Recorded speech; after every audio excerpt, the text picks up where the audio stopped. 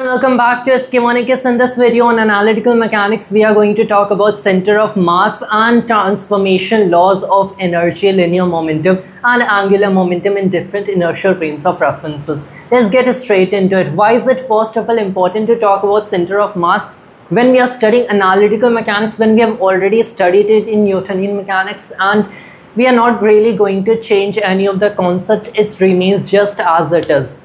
So it's basically a kind of review that we are really doing here to see how it fits into the framework of analytical mechanics. Alright, so we are going to, that way, we'll revisit a lot of concepts, and a lot of concepts we have done. We have talked about forces and linear momentum and angular momentum to see how they fit in the framework of analytical mechanics and how you motivate those concepts in analytical mechanics.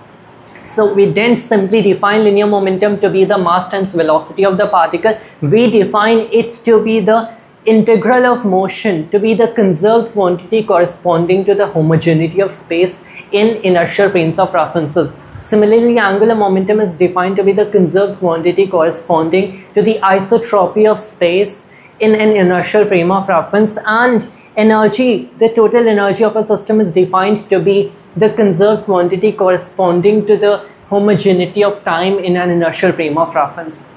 So this is how these concepts fit in analytical mechanics. What about center of mass? Well, let's talk about first of all the transformation of momentum in different inertial frames of reference. The thing is that if you have a system, and we are going to talk about inertial frames only. In fact, whenever we say a frame of reference, we typically mean an inertial frame of reference unless stated otherwise. So that is typically, in a lot of cases, while practically solving the problems, it may differ. Here we have a frame that is K prime, and you could have another frame. Let's take it at some different location. This is another frame, and this is a frame K, this is another frame K prime, and that is moving with some velocity with respect to frame K. And we are not restricting ourselves to one dimension. It could be moving in 3 dimensions with respect to this particular frame. We consider ourselves to be at rest in this frame K. So we are really sitting here in the frame K, and then we are really at rest. You can as well say that it is frame K prime that is actually at rest, and the frame K is retreating from K prime with the opposite direction of velocity. That is equally valid. That is what Galileo's relativity principle asserts, that you cannot distinguish between two inertial frames of references. They're all equally valid, and no mechanical experiment can actually tell you which frame is actually moving. So they're all actually moving relative to each other. That is when talking about inertial frames of references. They're all mechanically equivalent. So we really sit in this frame and we watch this frame, well, move away from this with some velocity. Let's call it vector v0. So it's in some arbitrary direction, vector v0. And we'll assume that initially the two origins of these two corresponding frames coincided. And that really means that if you want to write the position vector of O prime relative to O, this position vector at any time can be written as vector V0 times t. It's simply vector V0 times t. So for the sake of this simplicity, we assume that the two origins originally coincided at t equals 0. Next, we have a particle or a bunch of particles. You pick an arbitrary one of these and you look at its radius vector, its position vector in the frame K prime. And this is vector Ra prime. This is the 8th particle. And you look at its radius vector in the frame K, and you figure quite obviously that this is how the radius vectors in the two frames are relative. That was obvious. You can also take the derivative, and this is how the velocity vectors in the two frames are relative. So we have basically done this thing before. It's nothing new. Alright, this is all a basic review. Now, since the velocity of any arbitrary particle is different in these two frames of references which are moving relative to each other, the two frames, That means that the momentum, linear momentum of this particle is different in different inertial frames of references which are moving relative to each other. So what is the transformation law for momentum of this particle between different inertial frames? You have the momentum in one frame, how do you figure it out, figure the momentum out in another frame? Well, that's quite simple. In fact, let's talk about a whole bunch of particles, and we want to talk about the sum of all their momenta, and that's what we call the total momentum of a system, right? The total momentum of a system is really the sum of all its momenta, because how do we define the total momentum again? Well, we wrote the Lagrangian and we figured that the dynamics of the system should remain the same regardless of where the entire system is really placed in space. That is a closed mechanical system.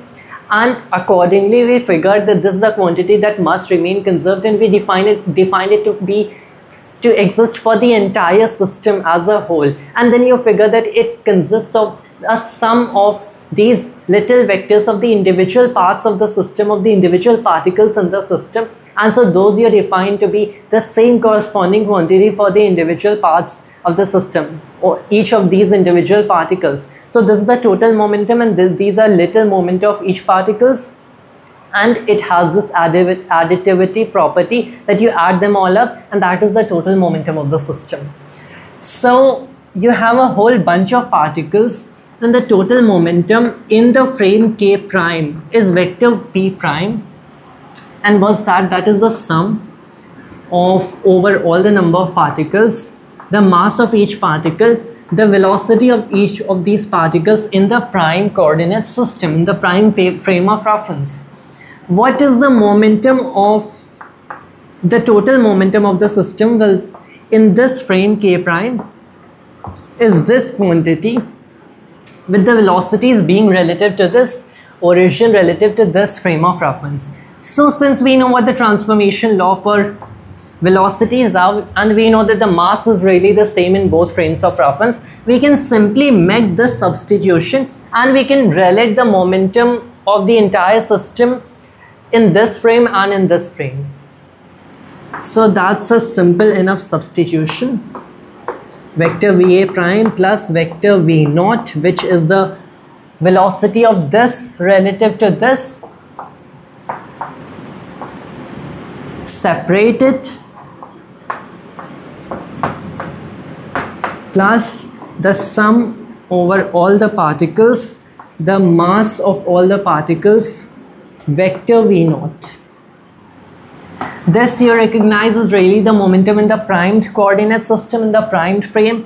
So the momentum of the entire system of particles is the moment in the K frame is really the momentum of the entire system in the K prime frame, plus now you know this quantity is this, well, it really doesn't matter what thing you are summing over, since it is the same for all the particles. This is not really a property of the particles themselves.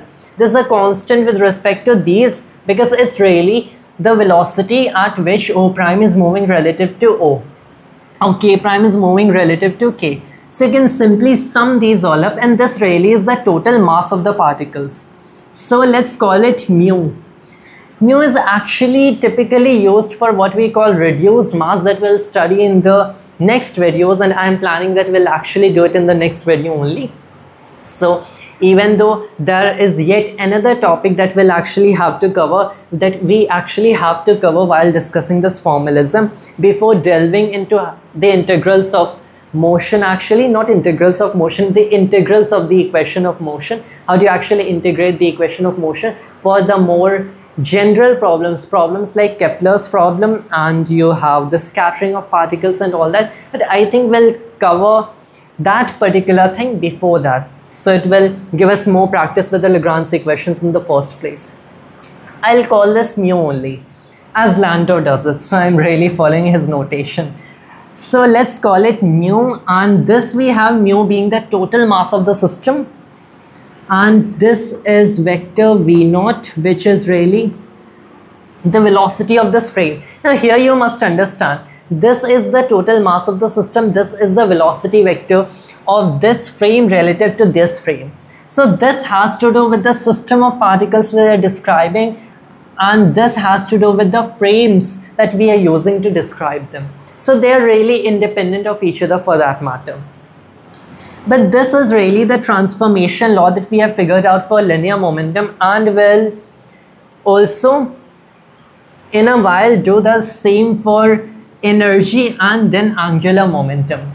This is an important law. Why? Because it tells how the linear momentum are related in different coordinate systems. I think that is well understood, the significance of this transformation law.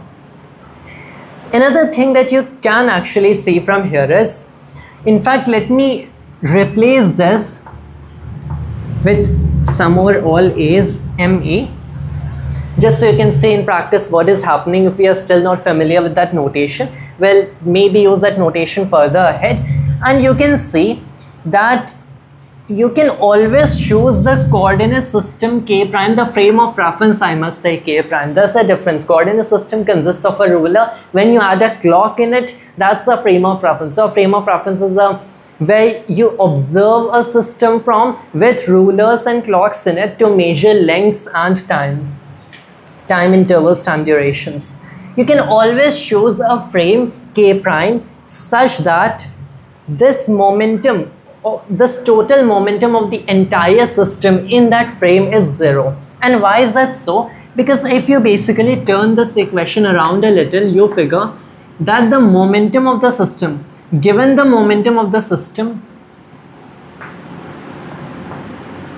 in the K coordinate system, K frame of reference, you can find the momentum of the system in K prime frame of reference as such. You must understand vector v0 is the velocity of K prime relative to K. This would have a plus over here if it were the velocity of K relative to K prime. So you must understand the distinction.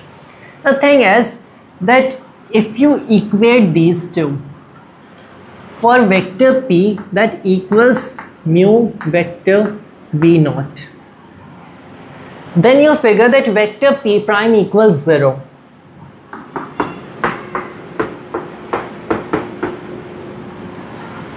So if we choose such a frame of reference, such that, let's say we have a frame of reference K, in which the particles are all moving around and juggling, and they have this entire sum of masses, this really is the sum of all the masses of particles, then the next thing that we do is we know what their velocities are and all such.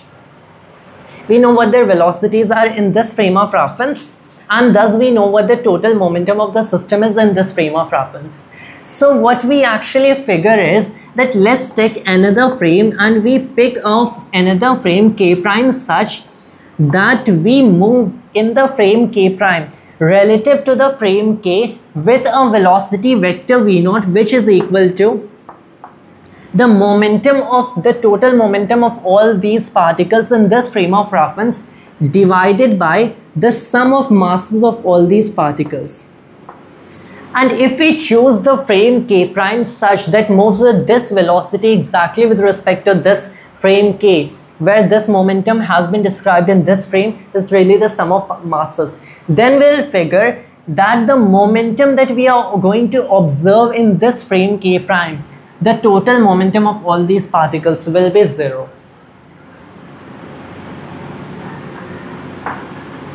And that is really, I'm going to erase this, how you motivate the concept of center of mass. This frame of reference is called the center of mass frame of reference.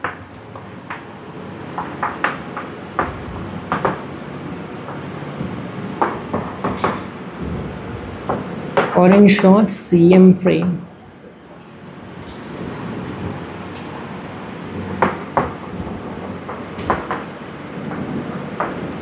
So what exactly is the center of mass frame? Well, it's that inertial frame of reference where you are going to see all the particles, all their momentum combined. They can still be jiggling around, they are still moving around, influencing each other, perhaps, bit likely. But it is that inertial frame of reference where the total momentum of the entire system of all the particles combined, you will observe as 0. That is the center of mass frame of reference. Now here, An interesting thing that you can notice that, well, what is exactly the momentum of the system? Well, you will have to first of all define a frame of reference for that, and we mostly want to choose an inertial frame of reference. So although in this system, in the system K, in the frame of reference K, you're still observing that the system has some momentum. The entire system combined has some momentum. And what does momentum actually refer to physically? It refers to the ability to translate in space. And for that matter, momentum is really, strictly speaking, the conserved quantity corresponding to the homogeneity of space as per Noether's theorem in Lagrangian mechanics. So if we figure that the momentum of the entire system is non-zero, let's say it is directed in some particular direction, what could that possibly mean? That really means that the entire system is drifting in that direction. I think it is quite well understood, and you know about this from Newtonian mechanics. So you know that the fact that the entire system has some momentum in a given direction and it is non-zero means that the entire system as a whole is really drifting in that direction. So all the particles are jiggling around and moving around each other, fair, but they're all also simultaneously moving in that particular direction, and that is with a certain velocity. So that is what the momentum of the entire mechanical system will refer to. But here we have essentially chosen a frame of K prime where the entire system has zero momentum. So all the motion that exists in this particular frame of reference of this mechanical system exists within itself. It's how they move around itself. It's not how they all move together in space in some given direction. They do not move in any given direction together. All their motion could be arbitrary. Well, they interact with each other perhaps by some potential energy. It could be gravitational or electric. But what's certain is that they do not all together translate to some point in space. If you write this, if you box this entire system, all right, that entire thing, that entire volume does not translate anywhere in space. So that is what this actually means. And so you could essentially say that in the center of mass frame of reference, the entire system is at rest. In this frame, the system is at rest. And now you know for a single particle, the momentum is defined to be, I'll write for a single particle, the momentum is defined to be its mass times its velocity vector. Velocity vector is the rate at which it is translating in space. So that is how momentum you write for a single particle. Similarly, you can basically say that vector P over here looks like the sum over all these masses and vector V naught. Now the next thing that you say, that well, if the entire system were actually translating in space with this given momentum vector P relative to the frame of reference K, so what we have actually done is now we are moving in a frame K prime and the system is no longer translating in space. So what does that mean? If we choose a single particle and we will that the particle is moving in space with velocity vector V relative to this frame K prime, K. So in what frame do we have to move with what velocity with respect to K that will observe this particle to be at rest? Well, we have to move alongside this particle, that is we have to move in a frame that itself moves with velocity vector V relative to this inertial frame. So if the velocity of this particle relative to this frame is vector V, then the velocity of this frame must be vector V as well, the frame K prime, so that you'll observe this particle to be at rest, and in this frame the particle doesn't move at all.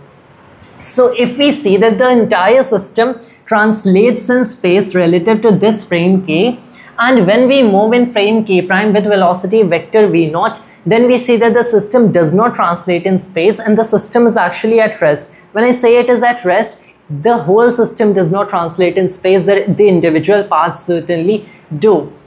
Well, that could actually mean that the rate at which it is translating in space has to be equal to the velocity with which the frame k prime is moving with respect to frame k in order to observe this thing at rest. And that essentially means that the entire system translates in space at what velocity? Exactly at velocity vector v0 with respect to frame k, because that is the velocity at which k prime was moving with respect to k to observe it at rest. So with this, you can actually define the velocity of translation of the entire system as a whole, and that is this thing right here. And what is that velocity of translation? The entire system translates by this expression, which is given that by the linear momentum vector of the entire system in this frame over the sum of masses of all these particles, and that is this velocity is again with respect to the frame k prime. All right, I should expand this expression, in fact show what it looks like, and this really is the sum over all A ma vector va.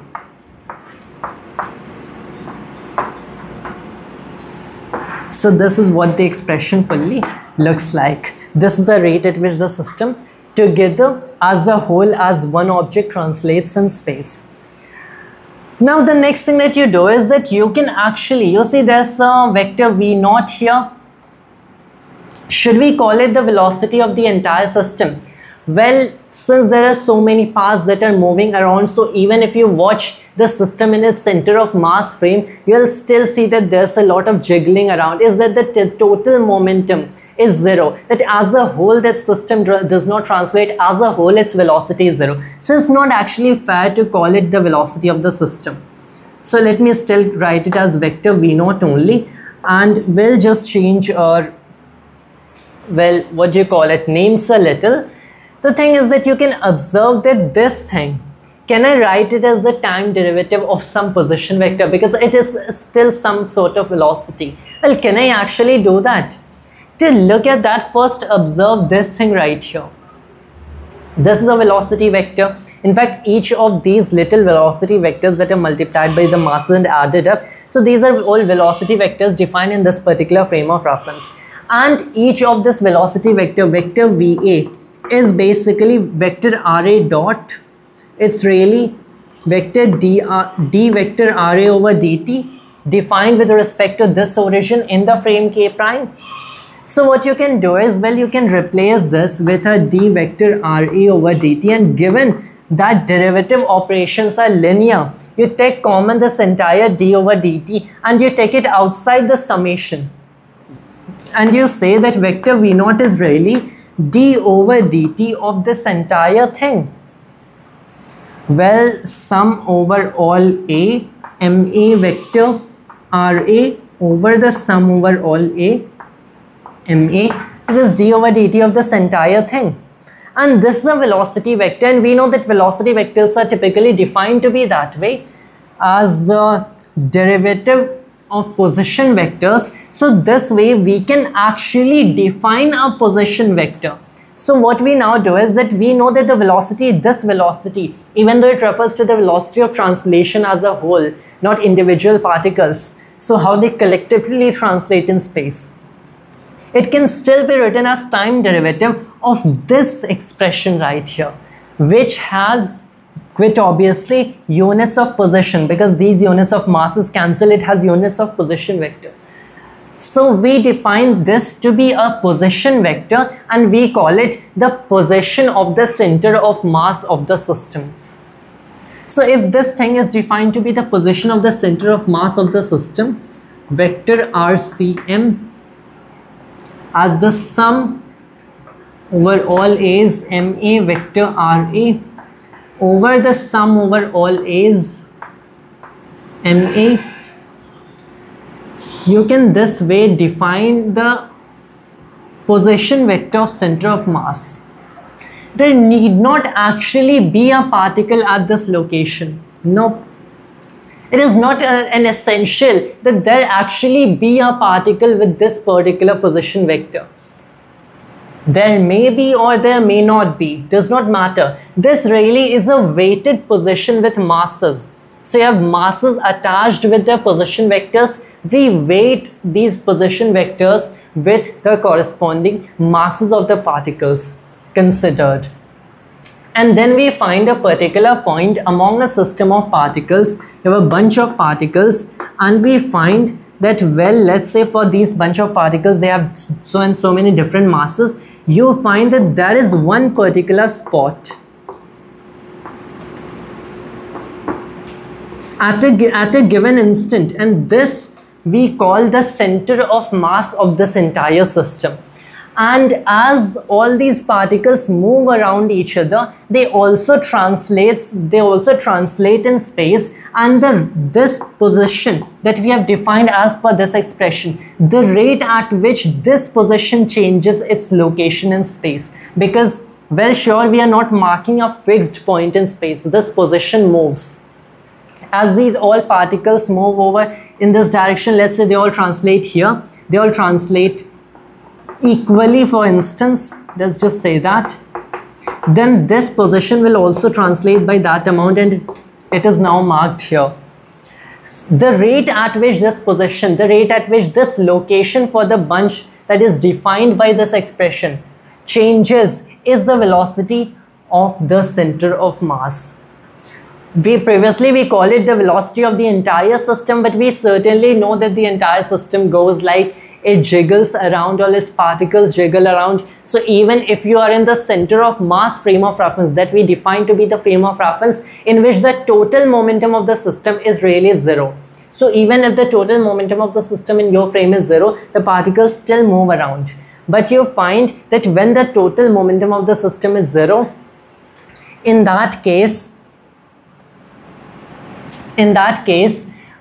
you will not observe the system as a whole going anywhere. So if the system as a whole is not going anywhere in your particular frame of reference, you will say that the center of mass is at rest. So all the particles are going around, but the velocity of the center of mass is zero. So that is how the concept of center of mass is motivated.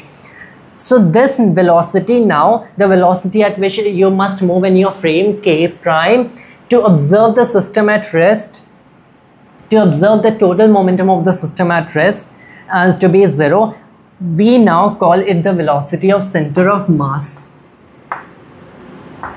The velocity of center of mass is really this expression. Sum over all is ma vector va over the sum over all is ma.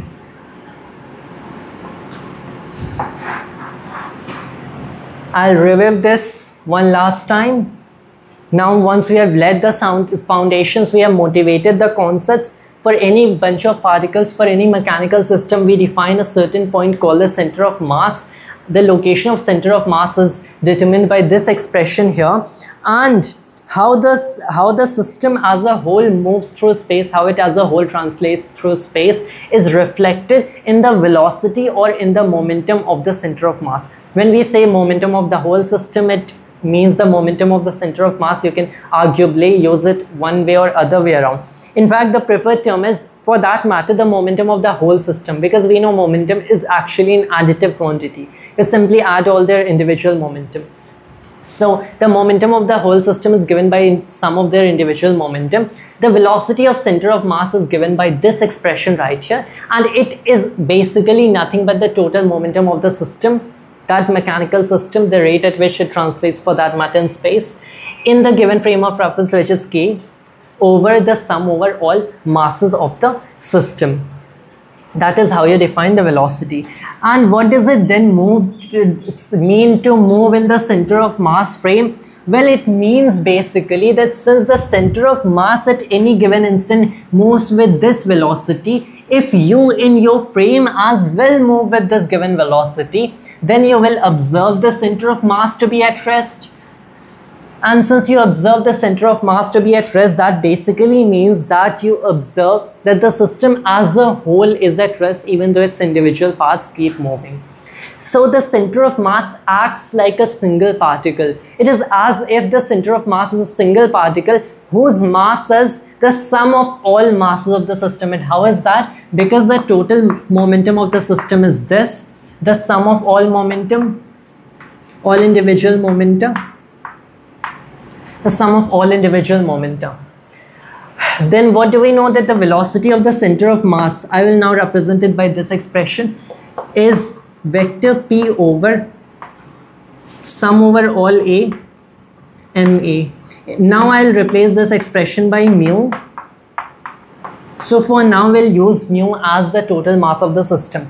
We know that if it were a single particle, then the velocity of that particle is its linear momentum over its mass. So the center of mass really is like a single particle,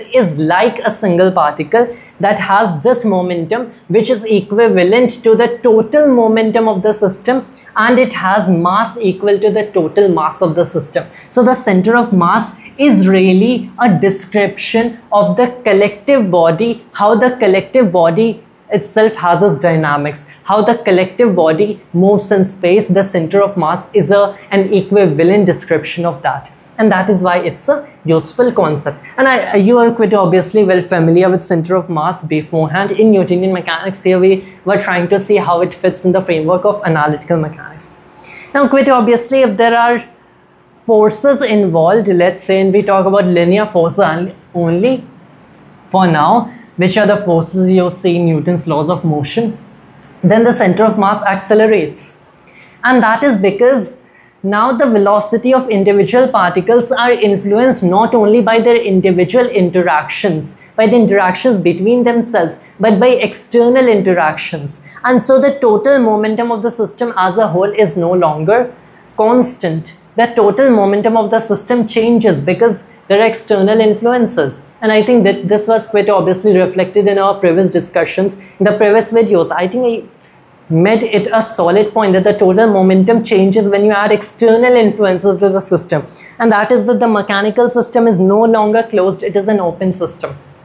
Thus, for that matter, the total momentum of the system quite obviously changes, and when the total momentum changes, the velocity of the center of mass changes, because the velocity of center of mass is proportional directly to the total momentum. And so for that matter, the center of mass accelerates or decelerates or changes direction of its motion, because it as a whole is translation. Let's say the system is as a whole translating here. You add some external field to it. So the system now as a whole begins to translate in this direction. The system as a whole rotates around some point. What does it mean that the system as a whole rotates around this point? That if you fix their individual motions, that they are no longer moving relative to each other, you just watch them statically. And then how do they move as a whole? Well, they move as a whole like this. But then you see that what does it mean to turn the entire system around? Well, you exert such a field force that this motion translates to something like this motion. And that would mean that the center of mass is circulating at this point, which is equivalent to saying that the entire system is circulating at this point, about this point. So that's what it means. And so how is the acceleration of the center of mass defined? Well, it's the time derivative of the velocity of center of mass, and due to linear operation of derivatives, it goes like the sum over all particles, the mass times acceleration of each particle over the sum over all masses. So the acceleration of center of mass is a weighted sum of acceleration of each particles weighted by their masses. So that's how it goes. So the total force on the system, how do we go about writing that? Well, the total force on the system is the sum over all the forces on the system. That is the sum over all the particles, and the sum of forces over all the particles should look like this by Newton's second law. Vector A of A, that is acceleration of the eighth particle. And so we know that since the acceleration of the center of mass will now be defined to be this thing,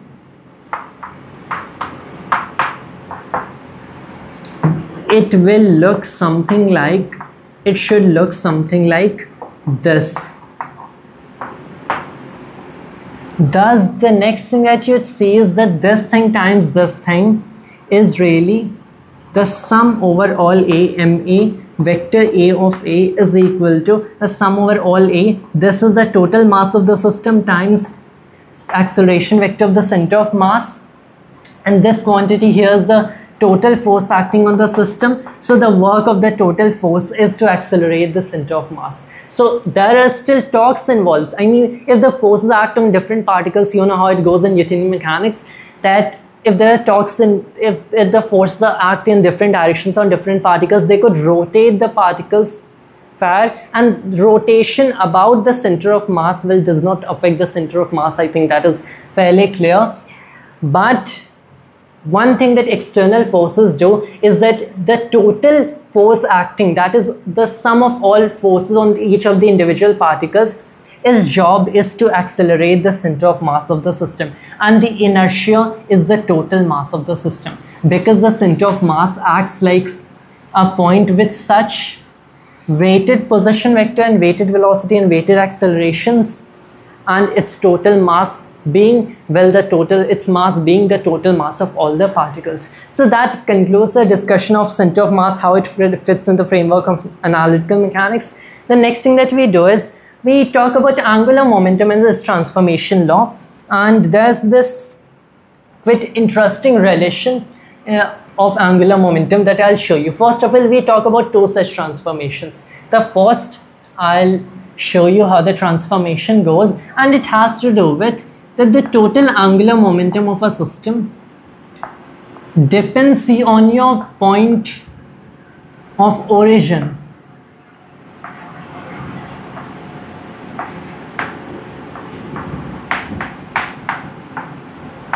This is the angular momentum vector. For a system of particles, the total angular momentum for the entire system. So you have a bunch of particles, you choose a particular frame of reference. Now angular momentum itself does not, well, depend on a particular axis, I must say, not the vector itself. Angular momentum along a particular axis does, and its physical interpretation is how the particles are rotating about that axis, but I presume you are also familiar with that. So if I talk about angular momentum about the z coordinate, that is the z component of angular momentum, so it reflects how the particles are moving, are rotating about the z axis, and even if they are not exactly rotating, they are just passing by. So here you have the z axis, they are passing by the z-axis. So even while passing by, this velocity looks something like as if they would rotate here. So this has a component, this passing by the z-axis such also has a component of rotation about it, and so they'll still have a corresponding angular momentum, corresponding component of angular momentum about the z-axis, but still defined with respect to a point.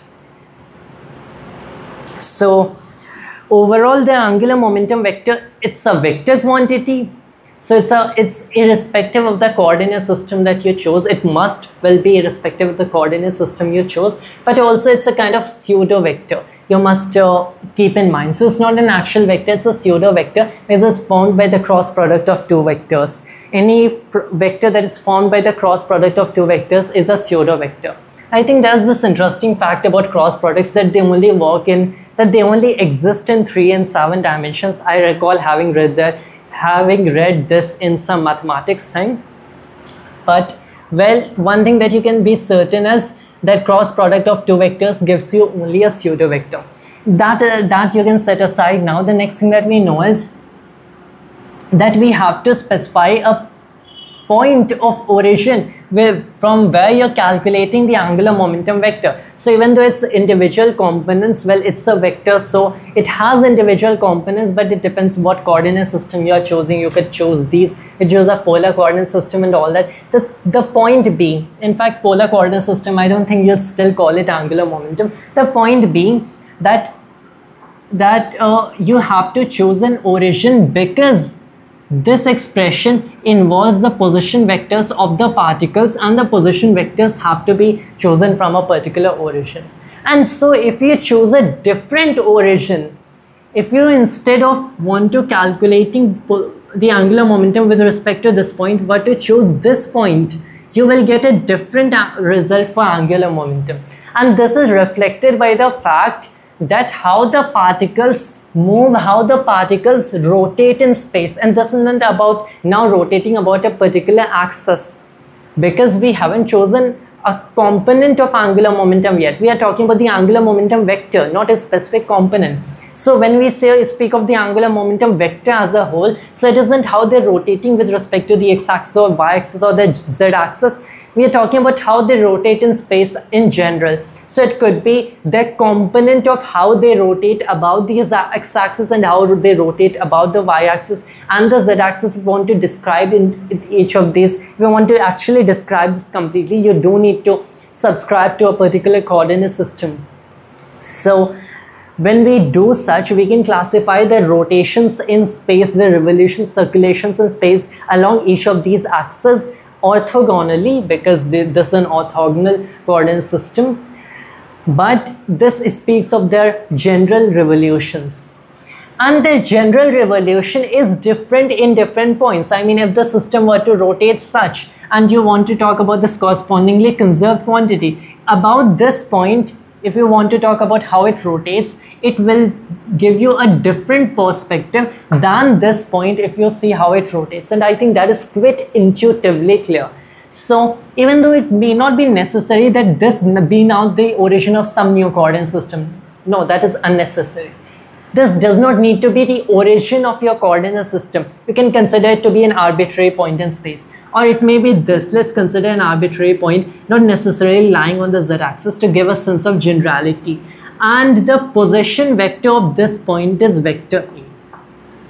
Let's say that. And you have this entire bunch of particles that are whirling around in space, and you calculate what their angular momentum is relative to this point, and you want to relate this to the angular momentum relative to this point. So how they whirl around in space relative to this point, and how they whirl around in space relative to this point. How do we well do that? We consider now a fixed point, so it isn't exactly a frame of reference that in itself is moving. You could fairly consider this to be a frame of reference, but it has to be at rest for with respect to this. That is first point we note. Alright, you could for this case of generality consider that. Here we consider a fixed point, and let's proceed. So the position vector of this particle, of the eighth particle, with respect to this point is the position vector of the eighth particle with respect to this point, call it P or whatever, plus the position vector of this with respect to this. So I say that there is an eighth particle. This is the position vector, vector RA. This is the position vector of the particle, let's say vector RA prime, the position vector of the eighth particle relative to the new point about which angular momentum is also being calculated, and you want to figure the transformation law for angular momentum between these 2 points. So this we have, this is the position vector relative to this. We have, it is quite clear that the angular momentum of the system about this point of the entire system should analogously be defined, be written, just sum over all particles, the angular momentum of the eighth particle, the position vector of the eighth particle relative to this point, as it is vector RA prime here, cross the momentum vector of the eighth particle, which is the same for this point as it is for this point, because this point is stationary in space right here, stationary point. So this is the angular momentum relative to this, angular momentum relative to this. How do you relate these two? Well, we figure that the position of the eighth particle is really the position of the eighth particle with respect to this point plus that of this point with respect to this. So vector RA is vector RA prime plus vector A. And so the angular momentum relative to the origin, this is the origin point, is well the sum over all A's. Now we have vector RA prime plus vector A cross vector P cross vector PA. Cross products are distributive, so we have vector RA prime cross vector P plus, let's call it this A vector A cross the sum over all A vector PA. This you recognize is the angular momentum relative to that particular point, MA. So the angular momentum of the system relative to the origin is equal to the angular momentum of the system relative to that particular point plus the position vector of that point relative to the origin cross the linear momentum of the entire system, the total linear momentum of the system. This is the transformation rule. There are two transformation rules that we'll discuss for angular momentum, unlike linear momentum. And the reason is that, well, linear momentum at different stationary points in space is all seen the same. It does not depend because where you are in space. Angular momentum very much does concern with where you are in space.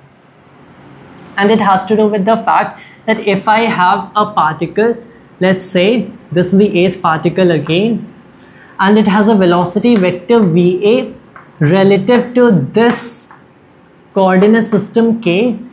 Now if you have another coordinate system K prime that moves relative to K, then the velocity of this particle as observed in K prime will be different in general than the velocity of this particle with respect to K.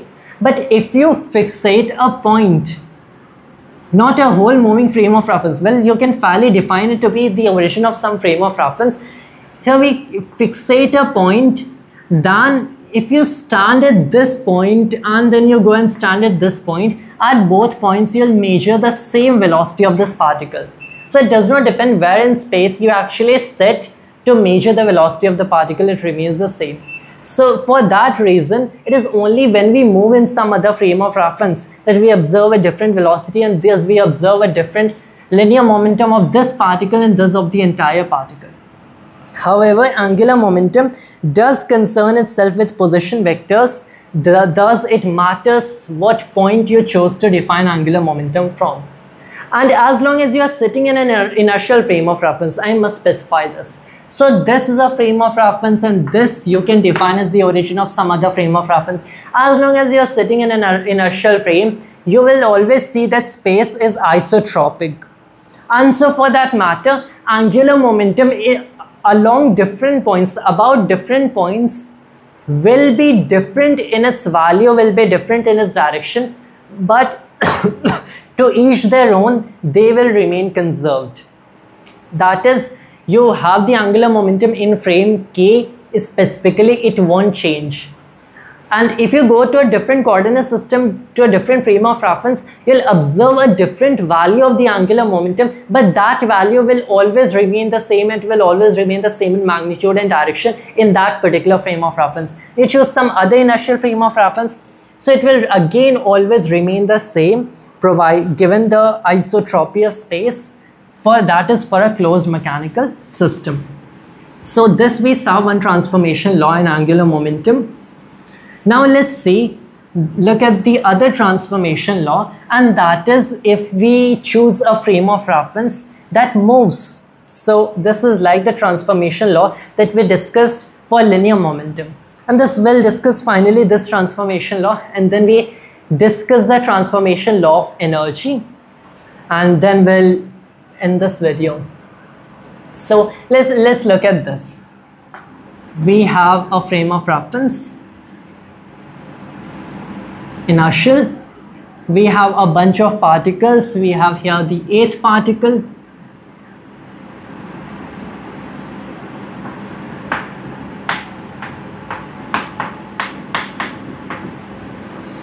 With this radius vector is the origin, and we'll calculate the angular momentum in this frame with respect to the origin A. This frame we presume is at rest. This is the frame we are sitting in. Let's call it K. Next, what we do is that, well, what is the angular momentum of the system in this frame? The sum for over all the particles, the position vectors of the position vector of the 8th particle cross its momentum vector. The next thing that we say is that we are, well, actually in a frame of reference K prime, and now K prime moves relative to K with a velocity, let's call it vector V0. So we are in, let's say, this frame of reference K prime. and it moves in some direction, let's say here, with velocity vector v0, and we intend to calculate also the angular momentum of this particle relative to this point. So as long as this k prime is also inertial, that is, it moves with constant velocity relative to this, and let's say for the sake of simplicity that at the initial moment, that is t equals 0, their origins collided. So at some arbitrary time t, this is the position vector of this origin O prime relative to O. Now what is the momentum, angular momentum of this whole system of particles in the frame k prime? That is easy to well figure. It should be just m prime vector is the sum over all A vector A R A prime cross vector P A prime. Alright, what's the thing that we are trying to do? We are trying to see how these are related. So next what we do, well, the position vector of this particle in this frame of reference k can be written as this position vector plus this position vector, which is vector RA prime.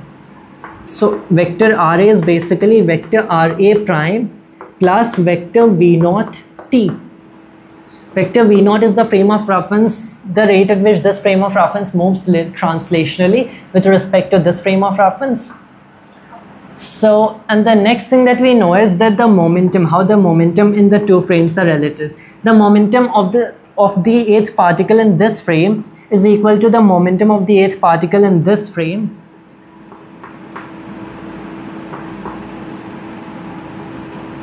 In fact, we can talk about the entire system, right? The whole momentum, and I think that will be more convenient. So should we do that? Let's do this. The total momentum, although individually the formulas still remain valid, the total momentum of the entire system in this frame is equal to, let's call it vector P, the total momentum of the entire system in this k prime frame plus the total mass of the system times the velocity vector of this frame of reference with respect to this frame of reference. This was our transformation rule for linear momentum across different frames of references, which then as a special case we used to define the center of mass and such. So what we can now in fact do is, well, we have this thing right here. First things first, this is sum over all A's, vector RA. Here we have vector RA, and it can be written as vector RA prime plus vector V0 t cross vector PA. Again, we have the distributive law, sum over all A's. I think it's called the distributive law or associative, whatever it be called. We know that you can do it. Sum over all A vector RA prime. Let's also replace individually. Alright, let's make the individual replacements. This is vector PA prime plus the individual particle MA vector V0. And how did you do that? Well, vector PA is really MA vector VA, right? The next thing that we know is that vector VA is vector VA prime plus vector V0. So this is now MA vector VA plus MA vector V0. MA vector VA prime plus MA vector V0. MA vector VA prime is vector P0 prime plus MA vector V0. You can see that this is really what we are basically did here for the entire system. This is for the specific particle that we have done over here. Don't need this any longer. So the next thing that we have is, I should make the replacement here only. Vector PA prime plus MA vector V0. Keep in mind velocity of the frame with respect to this frame, mass of the particle. That is why they observe different linear momenta. The linear momentum of the 8th particle with respect to this. And we know that you can distribute it like that. So this is the sum over all A. This cross this. Vector RA prime cross vector PA prime plus this cross this. So sum over all A MA vector RA prime cross vector V naught plus sum over all A's this cross this. So we have vector V naught T cross vector PA prime plus sum over all A's. There's no need to even write this, and the reason is that it's this cross this, and here's vector V naught cross vector V naught, which they're the same vector, so the cross products are 0. So is this thing right here we got. The first term that we recognize is basically the angular momentum, total angular momentum for the entire system with respect to this origin O prime, seen in that coordinate system K prime. It is important to note that now we very much care what reference frame we are choosing. In the last part, in the previous transformation law for angular momentum, I said that here we are not actually caring about the particular frame of reference, but we actually do care about the kind of frame of reference we use, because that's how you measure the velocities, and you measure the velocities with respect to a particular frame of reference. And velocity is very much convenient here, because velocity relates to linear momentum and that relates to angular momentum. But here we are using two different frames of references, so I need to be specific, not only that we are calculating them about these points, we are calculating angular momentum about these points, fair, and we are calculating them in these frames. So this is the angular momentum of the entire system about this point in this frame, because we have used this moment, these momenta as seen from this frame. So we now know that this is the final transformation rule. In fact, the angular momentum of the system in this frame is really the angular momentum of the system in this frame, plus you see what is all this really? MA times vector RA prime. This is really crossed with vector V naught, but this is the same for all particles because it doesn't depend on the particle you are looking at. It is the velocity vector of this frame K prime with respect to K. And so what we can look at this looks very much like the position vector of the center of mass of a particle, because it's a weighted sum of vector RA prime over here. You know that the position vector of the center of mass was defined to be this thing.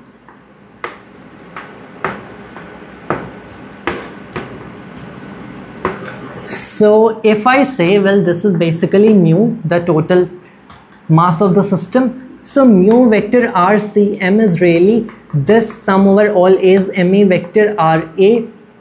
But now the center of mass has different velocities in different frames of references, quite obviously, because in one frame of reference the whole system moves really quick, in another frame of reference the whole system collectively translates in space at a rather slower pace, in a different system, in a different direction, different paces, and in the center of mass frame of reference itself. That is, you move in such a frame that the velocity with respect to this particular inertial frame at which you are moving is the same velocity as the center of mass of the system. So you are seeing the center of mass at rest, and thus you are seeing the entire mechanical system as a whole at rest. Even though they are revolving and jiggling around, they as a whole do not translate anywhere in space. So the center of mass quite obviously depends, its velocity and its position depends where you are choosing the origin and what frame of reference you are choosing. So in a frame of reference where the position vectors have been defined such, the position of the center of mass is this, that is position vector. Now you see that where the center of mass is in space, you pinpoint that location and you move around, the center of mass relative to all these particles remains at the same place, because it is a mechanical property of the system itself. So you choose your different location in space, different axes, different origins, but relative to these particles, due to it being a property of the system itself, not the coordinate system you chose to go by, it remains relative to these particles at the very same location, as a matter of fact.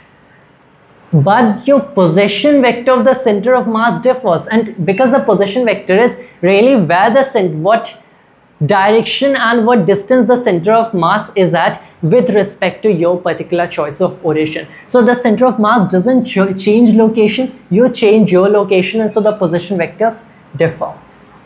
And so if you choose a frame of reference with these primed position vectors, this will be the new position vector of the center of mass, and this is what this entire thing looks like. And so this is the total mass of the system times the position vector of the center of mass of the whole system in the primed coordinate system.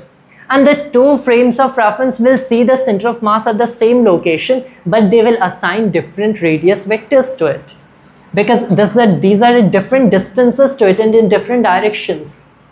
So this is the radius vector of the center of mass in the primed coordinate system. Alright, so we see that this thing is really the total mass of the system.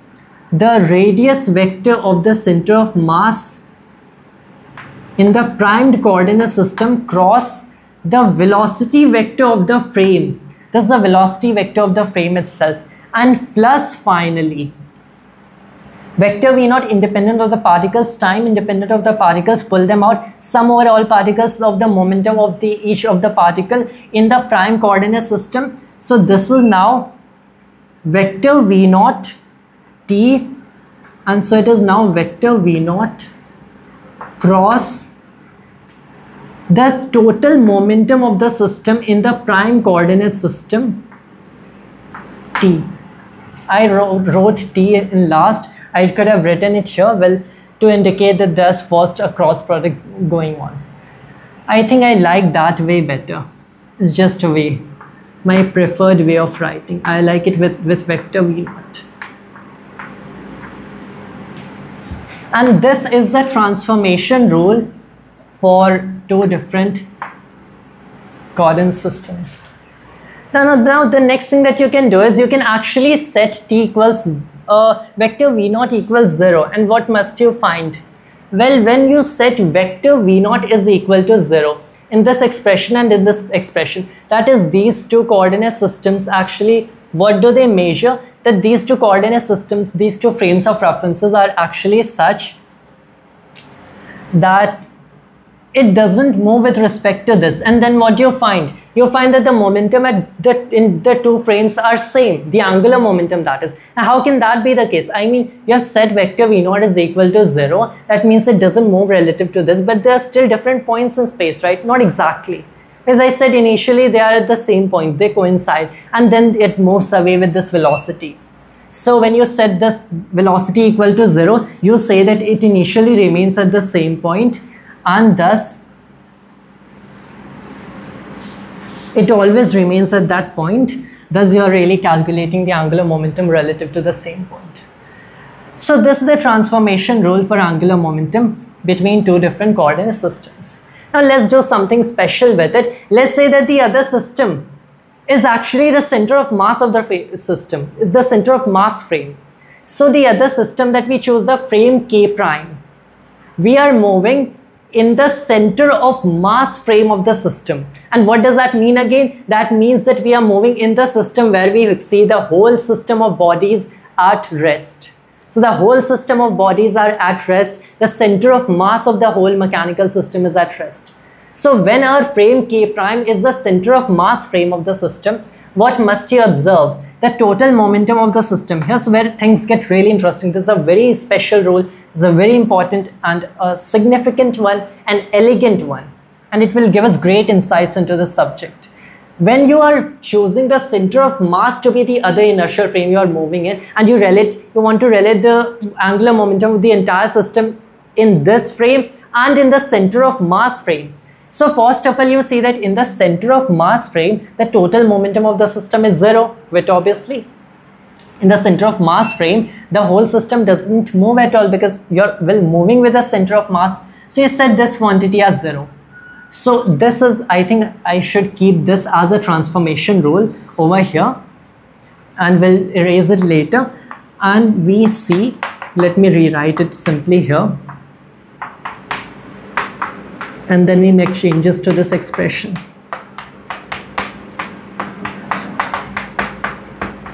I think I'll be back in a second.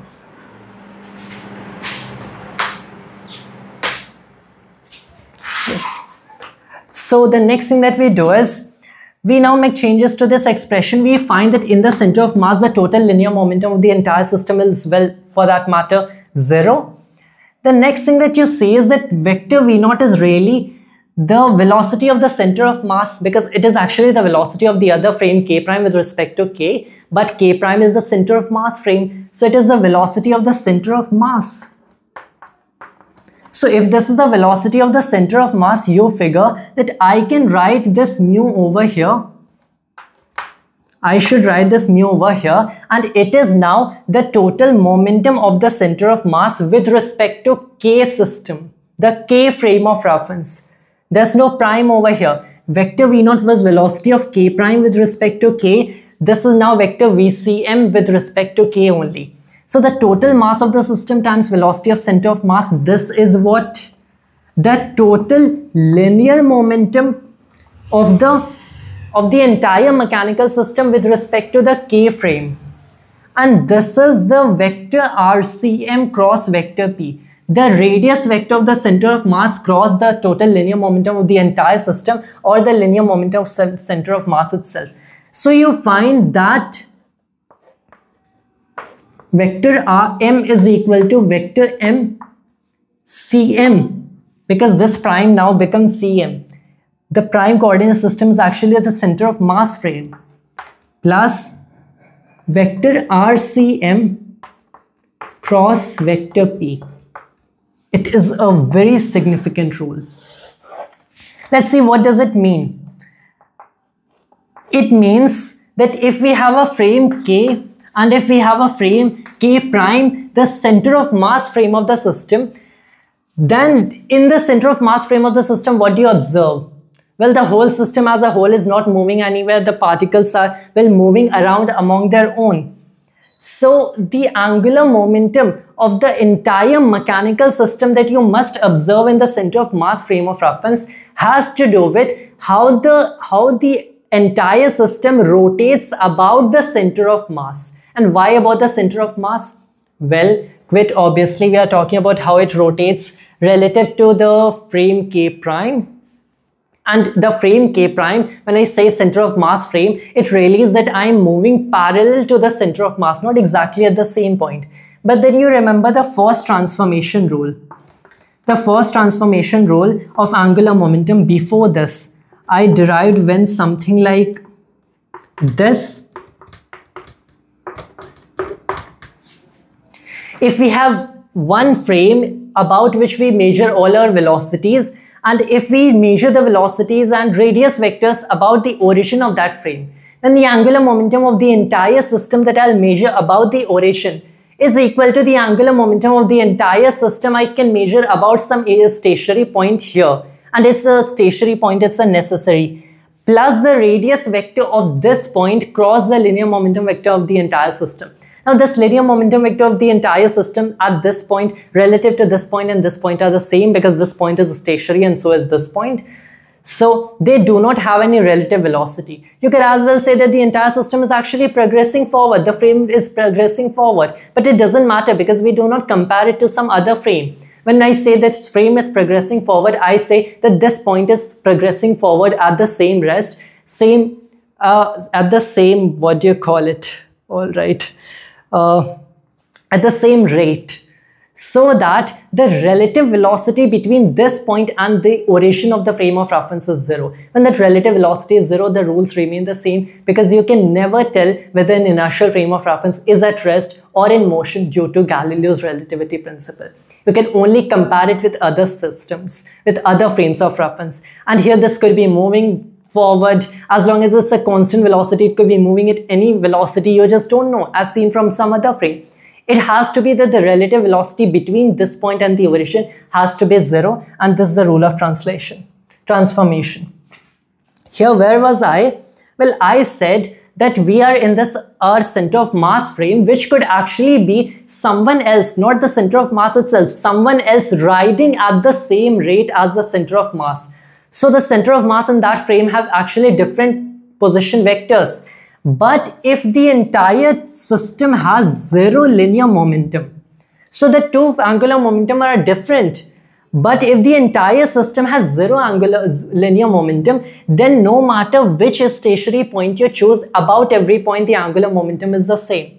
So I should illustrate it such. You have this point and you have this entire system, and you have this point with this radius vector. If the entire system has non-zero linear momentum, then angular momentum of this point and this point are, well, different in general, but this is a very remarkable fact that when you set this thing as zero, these two come out equivalent. That is, if all these particles are moving around but not actually translating anywhere, that the total momentum of the system is zero, the momentum of the center of mass is zero, then the angular momentum of this point or any other stationary point relative to this are all the same.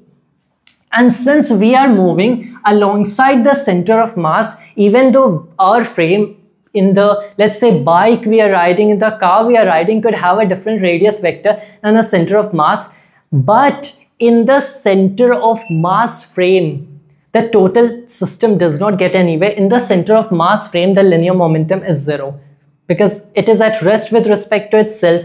And so for that reason, and we have zero relative velocity with respect to center of mass, for that reason, our angular momentum about our point and the center of mass point, not k, I mean k prime. So about k prime and center of mass are the same. So it's pretty valid. Now, let's compare these two again. So what is actually happening in the center of mass frame? Well, we move alongside the center of mass, we move in the center of mass frame, and we find that since all the particles are only jiggling around, but they as a whole do not translate anywhere. That is in the center of mass frame, because the total momentum of the system in the center of mass frame is zero. So in that frame, they do not translate anywhere. About this point, they all remain, well, jiggling around, but not as a whole progress anywhere.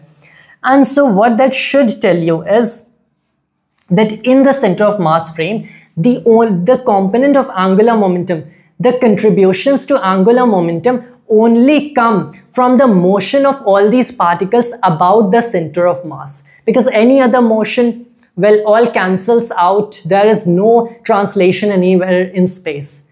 And so if you talk about, well, now don't talk about notation here, which frame of reference I'm using. I'm choosing the center of mass frame. So if you talk about these components, these little angular momentum component about here and here, they are all cancels out because the total linear momentum of the system in this frame is zero. And the only angular momentum components that keep adding are the angular momentum components due to rotation of the particles about the system. Thus, the angular momentum of the whole mechanical system in the center of mass frame is the angular momentum of the rotation or circulation of particles about the center of mass. And what does this tell you? Since the center of mass can be thought in this frame of reference, in case frame of reference, the center of mass can be thought of to be as a single point with the mass being the total mass of the system located at this point, moving with this momentum. This is really as if you interpret it as a single particle, this is the angular momentum of a single particle at this position moving with this momentum.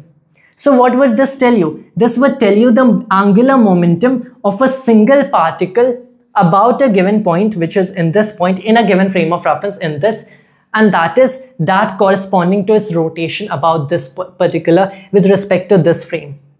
So what this transformation rule gave us in the center, when we set the other coordinate system, other frame of reference to be the center of mass frame of reference, is that the total angular momentum of an entire mechanical system can be written as the angular momentum of the orbit of particles around the center of mass plus the angular momentum of the orbit of center of mass about that particular point itself, because this is with respect to the choice of origin of this. So you have a whole bunch of particles, you calculate the angular momentum, the rotation about the center of mass, and you add that with the rotation of the center of mass about this point. That is the total angular momentum, the total rotation of this entire thing about this point. And that is why I say it is such a special rule. It is a truly remarkable rule. And similarly, we have another transformation law that we'll finally cover, and that is the transformation law of energy. And we find another similarly remarkable rule. And it is quite similar in nature. What is that? This will be quite simple. We know that the total energy of a closed mechanical system is the sum of all its kinetic energies and all its potential energies. Fair? That is the total energy of a mechanical system. The energy quite obviously depends on the choice of frame of reference itself. We are now again assuming inertial frames of reference. So let's say that here we have the total kinetic energy as sum over all is half ma va square. That is how it goes. The potential energy is being dependent on the relative distances between the particles.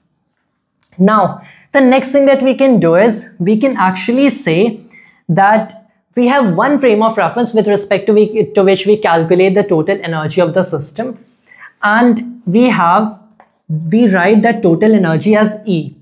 And we have another frame of reference with respect to which also we calculate the energy of the system. But in this frame, the whole system doesn't as a whole move anywhere in space. And that is which frame? That is, well, the center of mass frame. So we have a frame K, and in the frame K, the total energy of the system is capital E. And the other frame is the center of mass frame. K prime is the center of mass frame. And this will have some other energy.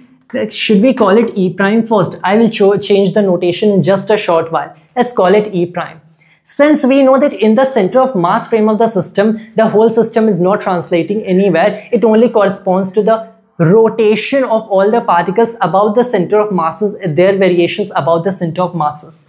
So in this frame, the total energy that you will calculate is the kinetic energy of all these particles T prime, T relative to center of mass, that corresponds to all these rotations about this, plus this potential energy. So what we can do here actually is that we can write that the energy in the K frame of reference is the energy that corresponds to the translation of the entire system in space. And how does the entire system in space translate? Well, the entire system in space translates as if it were a single point. So with the total mass being the mass of the center of mass, which is mu, the sum of all masses, and the velocity of center of mass squared. So this is the kinetic energy corresponding to translation of the entire system in space, plus the kinetic energies corresponding to rotations about the center of mass and all the wigglings about the center of mass, which is accounted for in the energy in the center of mass frame of reference, in this kinetic energy. So the kinetic energy relative to center of mass plus the potential energy, this we can account the energy that will observe in the center of mass frame.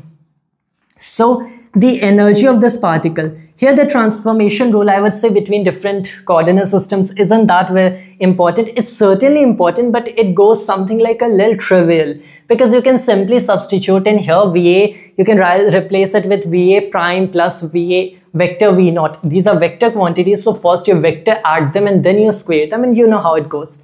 It is the center of mass that is specifically important. So the energy in an arbitrary frame of reference, inertial, of a whole mechanical system is the energy of that mechanical system that you will observe when viewing it in the center of mass frame of reference, in which you will see the kinetic energy term being dominated entirely. The only kinetic energy terms that exist correspond to these wobblings, these wigglings about the center of mass, rotations about the center of mass. Plus, well, you're going to observe the same potential energy in center of mass frame that does not depend on velocities. That depends on relative distances between particles. So it is the same in all frames. Plus, this kinetic energy translating to the motion of the center of mass as a whole. This is the transformation rule for energy between a coordinate system, a frame of reference, and the center of mass frame. And the reason center of mass frame is again especially important in this, I would say more so than in the other two transformation rules, that of linear and angular momentum. Well, this energy in the center of mass frame the whole system still possesses an energy due to all these rotations around it, because it doesn't possess a linear momentum in that frame, because linear momentum is a vector quantity. So all these little arrows in different directions, you average them and they cancel out completely. But energy keeps adding. All these energies keep adding. It's a scalar. So this is called the internal energy of the system. Internal energy is basically, the internal energy of a system is basically the energy that system possesses in its center of mass frame. And it's an important concept when we discuss about the energy mass equivalence. So this energy, internal energy, is really what is being talked about when we say E equals mc square, or that the inertia of a body depends upon its energy content. Well, the inertia of a body is its energy content, its internal energy over c squared. So that, if you recall, is relevant here, which we'll further discuss in the special relativity part if we bring that to analytical mechanics. So that is for now. This is the internal energy. Now, if you still want to go and find the energy transformation law, I recommend you do it yourself for this time. We have done it for linear momentum. We found 2 translation rules for angular momentum. So it should be a good practice if you find similarly the energy transformation law between 2 frames, of which one is specific case when the other frame is the center of mass frame, I have taken here. Note that this was basically based on physical intuition. It's not a rigorous proof. It's not an actual proof, an actual derivation of this transformation law. No, it is not. The way we have done the other 2 transformation, the other 3 transformation laws, we'll have to do them that way, and so go around actually substituting the VAs and the coordinates and replacing them with VA primes with plus V naught vectorly and then squaring them up. So you do them such and you identify all the individual components and you find how they will correspond to these motions.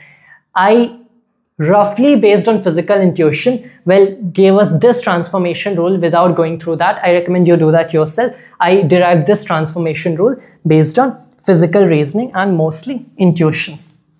And this rule happens to be correct for that matter. And it's not like we made some leap of faith, so it will be irrelevant. No, it's a completely valid way to derive things in physics, not so much in mathematics. So that is, I think, where we'll conclude this video. In the next video, we either talk about the homogeneous potential energy functions, which I think should be the standard way to proceed it. That's how Landau proceeds it. Or we could as well talk about first about the 2-body problem and reduced masses to get a more hands-on approach, more hands-on experience with Lagrange's equation. So we'll see in the upcoming video. I would mostly prefer the 2-body problem, and then we move forward. This was all for today's video of mine, and thanks to all viewers.